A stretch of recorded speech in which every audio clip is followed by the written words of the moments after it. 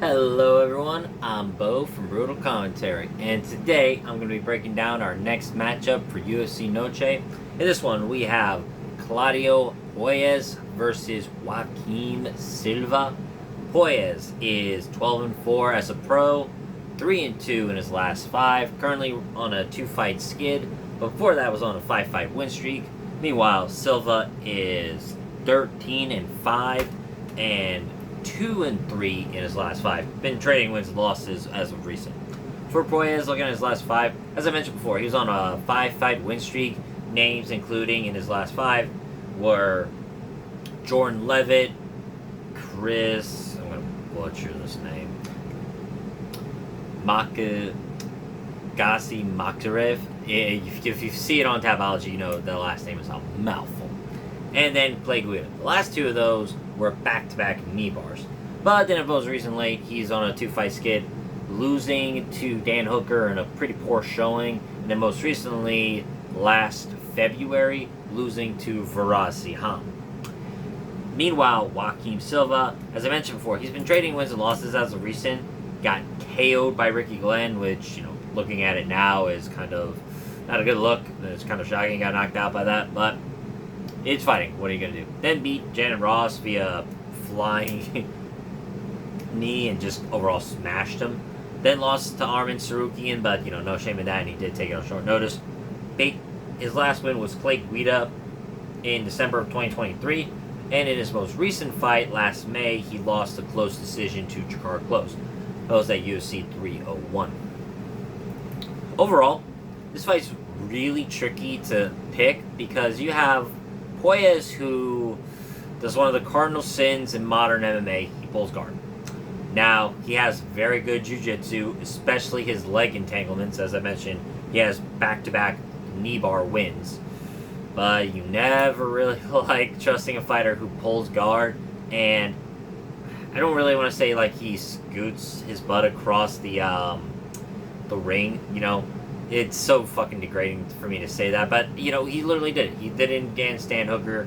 He just scooted, trying to get for the legs. I'm not gonna say he dragged his ass like a dog or some shit like that.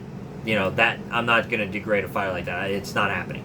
But he pulls guard, and that is something you don't want to see in MMA because fighters are oftentimes not too experienced to get caught in it.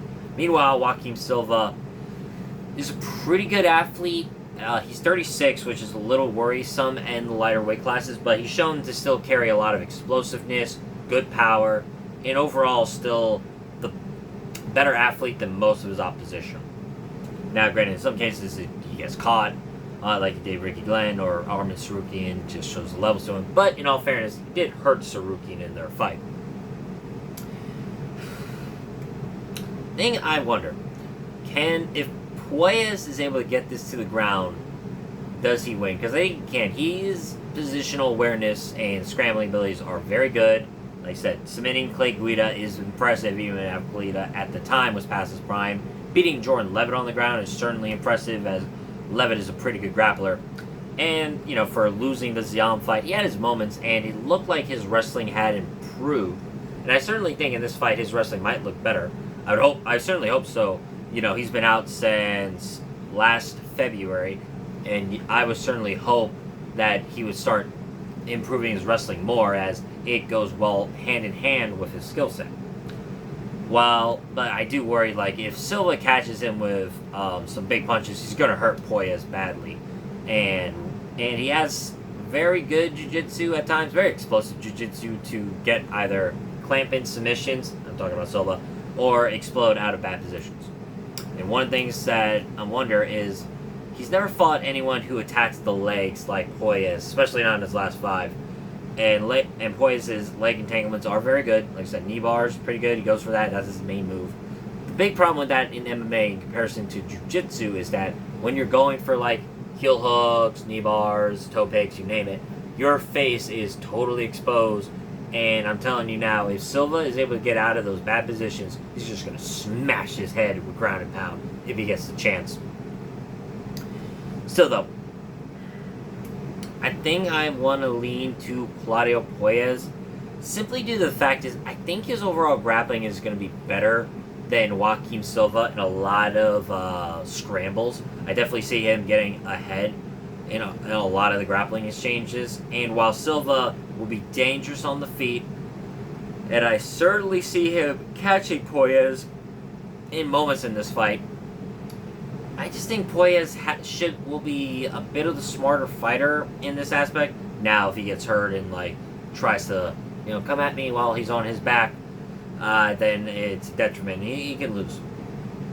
This is one of those fights where it's I'm not confident in either one who I pick. If I pick Silva, I'm like, okay, he's a veteran at this point. He's got some experience, but at the same time, 36, not the best look if we're looking at the age, and he does make some low fight IQ decisions.